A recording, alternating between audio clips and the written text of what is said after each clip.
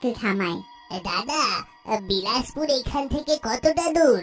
আরে আমার খুব দেরি হয়ে যাচ্ছে, একটু বলতে পারবেন? বেলুনওয়ালা কিছু বলে না, শুধু আজব নজরে মুকেশের দিকে তাকিয়ে থাকে।